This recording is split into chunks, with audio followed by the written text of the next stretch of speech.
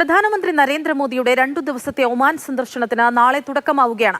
ഇരു രാജ്യങ്ങളും തമ്മിലുള്ള സൗഹൃദവും സാമ്പത്തിക സഹകരണവും ശക്തിപ്പെടുത്തുന്ന ചർച്ചകൾ സന്ദർശനത്തിൽ ഉണ്ടാകുമെന്ന് ഇന്ത്യൻ അംബാസിഡർ GV ശ്രീനിവാസ് അറിയിച്ചു. ഇന്ത്യൻ പ്രതിനിധി സമൂഹവുമായി ഒമാൻ കൺവെൻഷൻ സെന്ററിൽ വെച്ച് പ്രധാനമന്ത്രി ആശയവിനിമയം നടത്തും.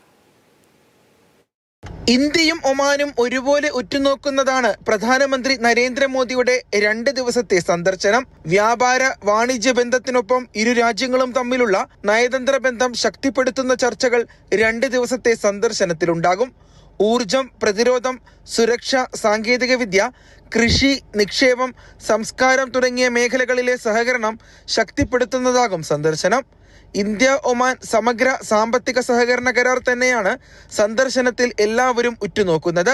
ഇക്കാര്യത്തിൽ സമഗ്രമായ ചർച്ചകൾ നടന്നതായി അംബാസിഡർ GV ശ്രീനിവാസ് വ്യക്തമാക്കി.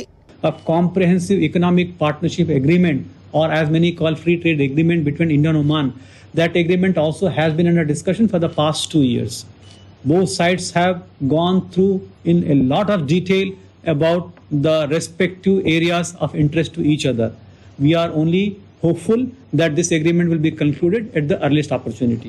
ഒമാൻ ഭരണാധികാരി സുൽത്താൻ ഹൈത്തം ബിൻ താരിഖുമായി പ്രധാനമന്ത്രി ചർച്ച നടത്തും. ഇരു രാജ്യങ്ങളും തമ്മിൽ സർവ്വമേഖലയിലുമുള്ള സഹകരണം ശക്തിപ്പെടുത്തുന്ന ചർച്ചകളും കരാറുകളും 2 ദിവസത്തെ സന്ദർശനത്തിലുണ്ടാകും. ഇന്ത്യയും ഒമാനും തമ്മിലുള്ള അടുപ്പവും ഇന്ത്യൻ അംബാസിഡർ ഓർമ്മപ്പെടുത്തി. Eastern coast of Oman is close to western coast of India more than the western coast of India is to the eastern coast of India. That speaks how close we are.